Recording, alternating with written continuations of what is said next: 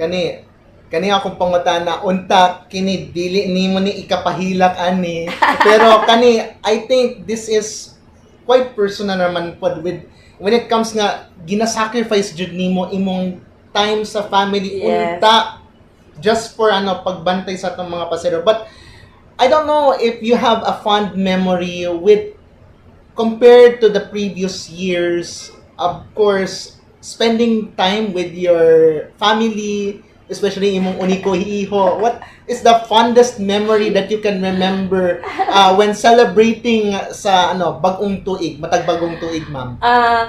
Yes, Sir Car. As what I've said that I am a full-blooded Muslim and we don't practice Christmas, no? Opo. Oh, and New Year also. Pero since naataga po yun sa Pilipinas and the majority are mga Christians, so makisakay na lang po me. Mm-mm. Maunay na himong advantage na ako as the manager here in Davao City. It's because, yes, sama sa akong ingon that we don't practice Christmas. In fact, that is also an advantage sa parts ato ang mga staff, Sir Carno. It's because sa kadako ba naman sa ato ang terminal, actually I have more than 80 nga staff and I have dili ko bias, Sir Car, na atay mga Muslim, na atay mga Bisaya, na atay mga lumad, na atay PWD, no? Ing ana ang ato ang pag divides ato ang mga staff diri sa terminal, which is nakuha na nato sa pagdala sa mga Duterte's family diri sa ato ang syudad. Now, during Christmas, ang ginahimo nako, Sir Car, and respect o sa ato ang mga kaigsuunang mga Christian, ang ato ang mga Muslim nga staff maoy atong ginapa-duty, no? Christmas o New Year para ang ato ang mga staff nga naay mga duty nga naka-schedule because dito terminal is 24 hours in operation. So ginahanyo na nato sila ang atong mga kaigsuunang mga Muslim nga sila ang mag-duty anang 24 night dispera sa Pasko o kaning dispera po sa New Year. So karong gabi ang mag-duty is ang ato ang mga Muslim staff and I am very happy for that, Sir Car, because in our own little way at least naka-share me or nakatabang me nga ang ato ang mga kaigsuunang mga Christian is they can celebrate ang ato ang mga staff together with their families on that very important day jud ninyo, no? Second, ang pangutana nimo is do I have a kanang Fond memory? fond memories ato ako ang family mismo. Yes.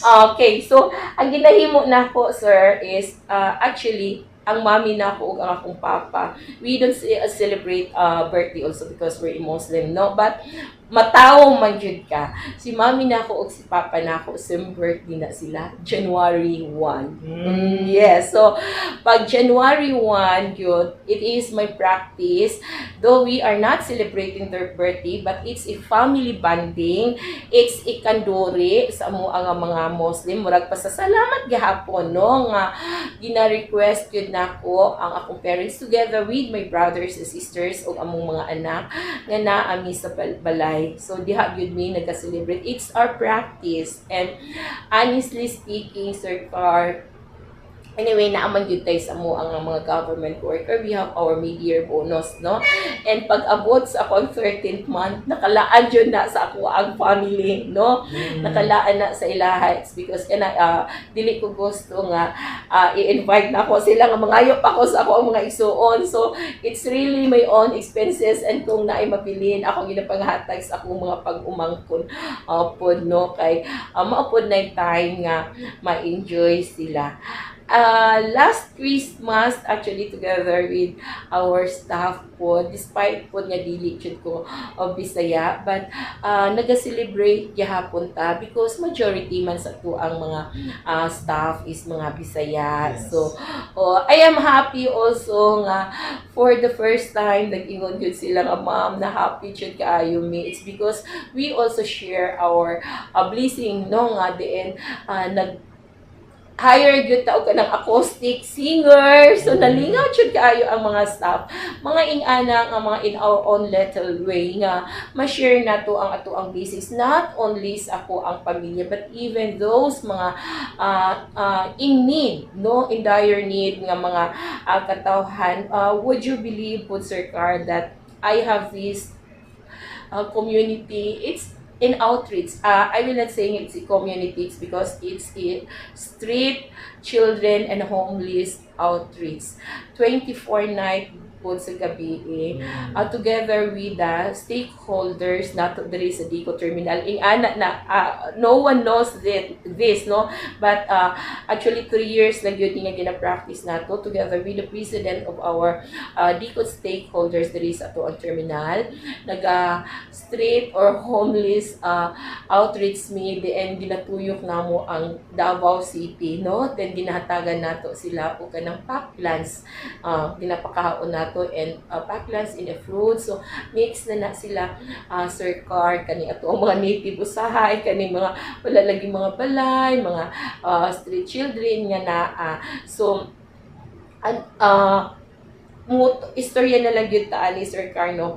Alam mo ba nga because of that naapod ko yung na-observe because nga very observant man tano tungod sa pagpanghatag o kanang backlash kanibitaw mga establishment mo agi pud mi diha nga makakita mi mga gwardiya nga kanang inag-inusara bitaw naglingkod lang gyud sa ilahang door. Kabalo ka Sir Car, what yun nako na ay one time nga idaran na no along Illustre siya diha. Wa jud nako napugi akong kaugalingon, it's because galing pud siya nga nagtiko ko. So ako giingnan ako makauban nga hatagan pud na ato nag security guard no kay magpasko pud na siya at least ni pagkaon. So paghatag na ako sa iyang pack plus I asked him kung Bisaya ba siya. Ingon siya yes. Ingon ko nganong nag-duty man ka? Ingon siya yaha dong schedule Sir Car. So ingon ko na kay pamilya. So ingon po siya nga na and then matured na siya, I think nasa 50s na siya Sir Car. Then ingon ko so hangtod unsang orasa ka ingon siya buntag, so you will not spend the Christmas together with your family. Nakahilak gyud siya nga nag-ingon gyud siya Car nga yes ma'am kay gustuhon man ako pero dili mahimo, it's because on duty man ko og gyud ni ang atong priority o maupo ni ang source of income nato no. So nakasabot o iyang family at that very moment Sir Car. Kabalo ka, nakaingon good ko nga it's because I am already practicing here in Dicot nga ang atong mga Muslim staff ang nag-duty during 24 and 31 no. Nakaingon good ko Sir Car nga is it possible kaya that we're going to propose to the Sangguniang Panlungsod for those mga security agencies po nga unta no kanang I believe man good kabalo ko nga anay mga Muslim nga mga security guards makita nato sa mga malls, di ba? Nga basig untang mahangyo pud nila nga since kami nga mga Muslim we are not practicing the Christmas and the New Year nga i-request na lang pud ba nga sila na lang ang mag-duty during those days which is very holy and important for the Christmas alang sa ato ang mga Christian nga mga pamilyado. And hopefully sa hinay-hinay no nga atuan ng mapaabot pod I'm really planning na tay makatok ng konsehal regarding that and they will have a research on it no kay pasin pa di ay nga mahimo pod nato. Family bonding, you know that I have only one child no, yes, and I am very very thankful to our Almighty God Allah Sir Car because mura pong empleyado na, no? Siya mo ay akong driver, siya mag-bodyguard sa ako, and never nga naging spoiled ang akong anak. Even those time nga gikapoy na kayo ko nga naata sa car, pag makita niya nga gikapoy ko because of my work. So, ginaalam-alaman na lang taanan niya. And yatang sungugon nga, Nay, ang imuhang time, nahurot na sa imuhang office and your staff, pero binlipot ko na ya. Yes, no, in fact, I remember the other day, I think, nag-grocery ta, no? Din siya po nag-driver sa ato, with ato o landers.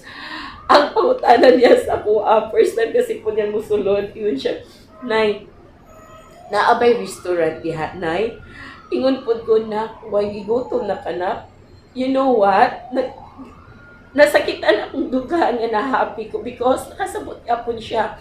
Siya nga, Nay, unsa na gani date karon, mahuman na lang baya ang month of December, never that we have a banding. What yun nakakaunayin sa restaurant ka magkuyog tanay. So, natouch kayo ko pag ingon niya Cardo. So, instead, sige nakaingon ko, before ta mag-grocery, mga mag-snacks na lang ta diha, it's because naman po snakan sa sulod sa lander. So, yung anak, but I see to it gihapon, Sir Card, at despite sa akong ka-busy, of course, I still have time sa akong anak. I still have banding. Bisag, ginagmay lang, bisag ganit diri namin sa office na ay siya nga maga-joke-joke po me. So, ing anak, dili gyapon ako.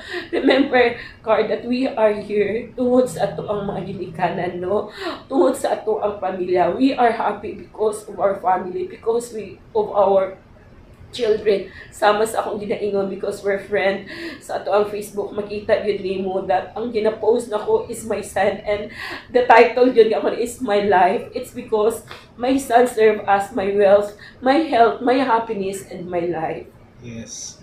Ipahilak na po ito nimo, Sir Car. Sorry kayo. Kapag ka, Oo. ipahilak ko ni Ma'am Rose. I Opo. think gahapon. Yes, ma'am, And gahapon. I know, mapahilak ko na po ko nimo. Ay,